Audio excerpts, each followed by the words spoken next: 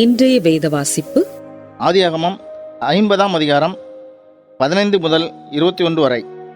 தங்கள் தகப்பன் மரணமடைந்ததை யோசேப்பின் சகோதரர் கண்டு, ஒருவேளை யோசேப்பு நம்மை பகைத்து நாம் அவனுக்கு செய்த எல்லா பொல்லாங்குக்காகவும் நமக்கு சரிக்கு சரி கட்டுவான் என்று சொல்லி யோசேப்பினிடத்தில் ஆள் அனுப்பி, உம்முடைய சகோதரர் உமக்கு பொல்லாங்கு செய்திருந்தாலும் அவர்கள் செய்த துரோகத்தையும் பாதகத்தையும் நீர் தயவுசெய்து மன்னிக்க வேண்டும் என்று உம்முடைய தகப்பனார் மரணமடையும் முன்னே உமக்கு சொல்லும்படி கட்டளையிட்டார். ஆகையால் உம்முடைய தகப்பனாருடைய தேவனுக்கு ஊழியக்காரராகிய நாங்கள் செய்த துரோகத்தை மன்னிக்க வேண்டும் என்று அவனுக்கு சொன்னார்கள். அவர்கள் அதை யோசேப்புக்கு சொன்னபோது அவன் அழுதான். பின்பு அவனுடைய சகோதரரும் போய் அவனுக்கு முன்பாக தாழ விழுந்து, இதோ நாங்கள் உமக்கு அடிமைகள் என்றார்கள். யோசேப்பு அவர்களை நோக்கி, பயப்படாதிருங்கள், நான் தேவனா? நீங்கள் எனக்கு தீமை செய்ய நினைத்தீர்கள். தேவனோ இப்பொழுது நடந்து வருகிறபடியே வெகு ஜனங்களை உயிரோடே காக்கும்படிக்கு அதை நன்மையாக முடிய பண்ணினார். ஆதலால் பயப்படாதிருங்கள், நான் உங்களையும் உங்கள் குழந்தைகளையும் பராமரிப்பேன் என்று அவர்களுக்கு ஆறுதல் சொல்லி அவர்களோட பட்சமாய் பேசினான். இன்றைய நற்செய்தி. சோதனைகளை மேற்கொள்ளுதல். ஆனி வறுமையிலும் வேதனையிலும் வளர்ந்தார். அவளுடைய 2 உடன்பிறப்புகள் குழந்தை பருவத்திலேயே இறந்துவிட்டனர். 5 வயதில் ஒரு கண் நோய் அவளை ஓரளவு பார்வையற்றதாகவும் படிக்கவோ எழுதவோ முடியாமலும் ஆக்கினது. ஆனிக்கு 8 வயதாக இருந்தபோது அவரது தாயார் காச நோயால் இறந்தார்.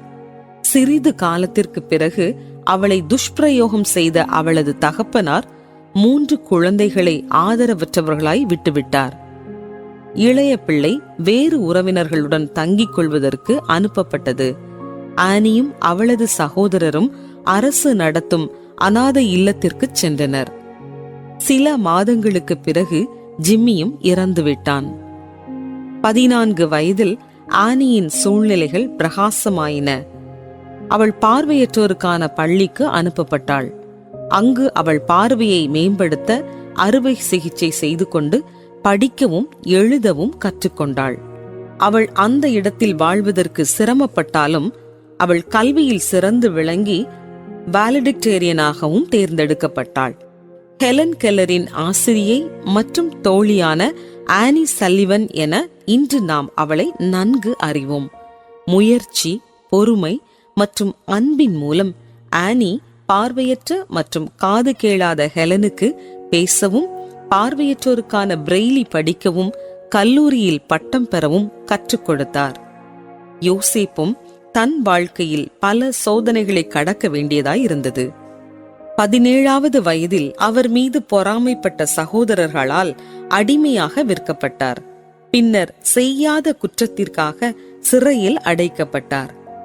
ஆயினும் எகிப்து தேசத்தையும் அவனது சொந்த குடும்பத்தாரையும் பஞ்சத்திலிருந்து காப்பாற்ற தேவன் அவனை பயன்படுத்தினார். நாம் அனைவரும் சோதனைகளையும் பிரச்சனைகளையும் சந்திக்கிறோம்.